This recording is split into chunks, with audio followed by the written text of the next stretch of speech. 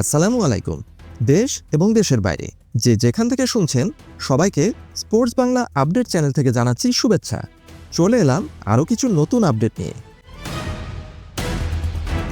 Spanish super কাপের ফাইনালে আরও একবার মুখোমুখি হচ্ছে ফুটবল বিশ্বের দুই চিরপ্রতিদ্বন্দ্বী দল বার্সেলোনা এবং রিয়াল মাদ্রিদ। পুরো ফুটবল বিশ্ব এখন অধীর আগ্রহে অপেক্ষা করছে সেই এল ক্লাসিকো ফাইনাল দেখার জন্য। এই উত্তেজনাময় রোমাঞ্চকর লড়াই নিয়ে বার্সা ভক্তদের জন্য কিছু গুরুত্বপূর্ণ পয়েন্ট বিশ্লেষণ করছি। এল ক্লাসিকো ফাইনাল, বার্সার আত্মবিশ্বাস বনাম রিয়াল মাদ্রিদের ইনজুরি আতঙ্ক। ইনজুরি থেকে ফিরছেন কিলিয়ান এমবাপ্পে এবং কোচ হ্যান্সি ফ্লিক তার জন্য কি জবাব তৈরি করছেন। রিয়াল মাদ্রিদ শিবিরের জন্য সবচেয়ে বড় সুসংবাদ হচ্ছে কিলিয়ান এমবাপ্পের প্রত্যাবর্তন ঘটতে যাচ্ছে এল ক্লাসিকো ফাইনালে। চোটের কারণে সেমিফাইনাল মিস করলেও ফরাসি এই তারকা গোল মেশিন খেলোয়াড় ফাইনালে খেলার জন্য 100% প্রস্তুত। তবে এমবাপ্পের মতো বড় নামও বার্সা কোচ হ্যান্সি ফ্লিককে বিচলিত করতে পারেনি। হ্যান্সি ফ্লিক মনে করেন কোনো নির্দিষ্ট খেলোয়াড়কে আটকানোর চেয়ে নিজের খেলার ধরন এবং নিজের স্ট্র্যাটেজির উপর ভরসা রাখা বেশি জরুরি। বার্সেলোনার গেম প্ল্যানে তাই বড় কোনো পরিবর্তনের সম্ভাবনা নেই। শুধু গত ম্যাচের রুনি বার্জির জায়গায় শুরুর একাদশে ফিরবেন লামিন ইয়ামাল। রিয়াল মাদ্রিদের দলে ইনজুরির সমস্যা প্রকট আকার ধারণ করেছে। সেমিফাইনালে অ্যাথলেটিকো মাদ্রিদকে 2-1 গোলে হারিয়ে ফাইনালে উঠলেও জাভি আলোনসোর কপালে চিন্তার ভাঁজ পড়েছে।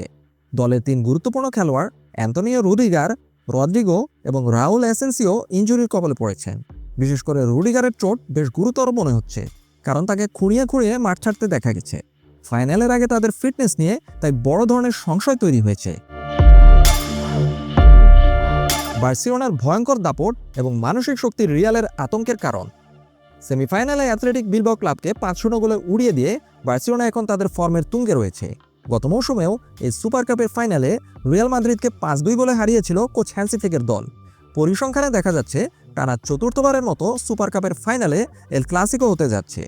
রিয়ালের গোলরক্ষক থিবো কর্তোয়া এবং মিডফিল্ডার ফেদে ভালভার্দে দুজনেই স্বীকার করেছেন যে বার্সার বিপক্ষে জেতাটা তাদের জন্য কঠিন এক অগ্নিপরীক্ষা হতে যাচ্ছে। একজন বিশ্লেষকের চোখে যদি দেখা যায় তাহলে বোঝাই যাচ্ছে এই এল ক্লাসিকোর ফলাফল নির্ধারণ করে দিতে পারে কয়েকটি বিশেষ দিক। সেগুলো হচ্ছে হাইল্যান্ড ডিফেন্স বনাম এমবাপ্পের গতি। কোচ হ্যান্সি ফ্লিকের বার্সেলোনা সাধারণত রক্ষণভাগে অনেক উপরের দিকে উঠে খেলে থাকে, অর্থাৎ একটি বিশেষ হাইল্যান্ড ডিফেন্স মেনটেন করে বার্সেলোনা দল। আর কিলিয়ান এমবাপ্পের মতো খেলোয়াড় যিনি কিনা ফাঁকা জায়গা ব্যবহার করতে ওস্তাদ এবং দ্রুত ট্রানজিশনে গোল করতে দক্ষ এবং কাউন্টার অ্যাটাকেও সিদ্ধহস্ত, তাকে আটকাতে এরিক গার্সিয়া এবং পাও কুবার্সিকে তাই অত্যন্ত সতর্ক থাকতে হবে। বার্সেলোনা ডিফেন্ডাররা সামান্য ভুল করলে অফসাইড ট্র্যাপ অকার্যকর করে কিলিয়ান এমবাপ্পে গোল আদায় করে নেবেন, কারণ কিলিয়ান এমবাপ্পে তার হাই স্পিড দিয়ে বার্সেলোনা ডিফেন্সকে তছনছ করে দিতে পারেন। রিয়ালের ডিফেন্সের দুর্বলতা দেখা যাচ্ছে।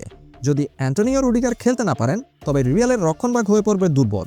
সেক্ষেত্রে লামিন ইয়ামাল, রবার্ট লেভানডোভস্কি এবং রাফিনাদের আটকানো অসম্ভব হয়ে দাঁড়াতে পারে রিয়ালের ডিফেন্সের জন্য। রুডিগারের অনুপস্থিতি মানে রিয়ালের বক্সে বার্সেলোনার আক্রমণভাগের জন্য অবাধ প্রবেশাধিকার।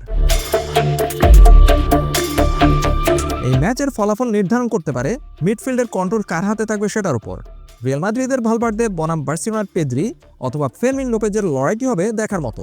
বার্সেলোনা চাইবে বল পজিশন ধরে রেখে খেলা নিয়ন্ত্রণে রাখতে, অন্যদিকে রিয়াল চাইবে কাউন্টার অ্যাটাক বা প্রতি আক্রমণে বার্সাকে ঘায়েল করতে এবং গোল আদায় করে নিয়ে ম্যাচ জয় করতে। শেষ কথা হিসেবে বলা যায় বার্সেলোনা বর্তমানে রিয়ালের চেয়ে শারীরিক এবং মানসিকভাবে বেশ সতেজ এবং আত্মবিশ্বাসী অবস্থায় আছে। তবে রিয়াল মাদ্রিদ এমন এক দল যারা কিনা খাদের কিনারা থেকে ফিরে আসতে জানে। অসংখ্য ম্যাচের রিয়াল মাদ্রিদ শেষ মিনিটে গোল করে জয় ছিনিয়ে নিয়ে এসেছে।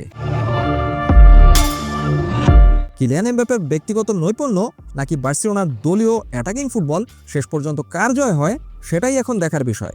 পুরো ফুটবল বিশ্ব অধীর আগ্রহে অপেক্ষা করছে এই এল ক্লাসিকো ফাইনাল দেখার জন্য। আগামীকাল নিশ্চয়ই বার্সা ভক্তরা এক নির্ঘুম রাত কাটাবে।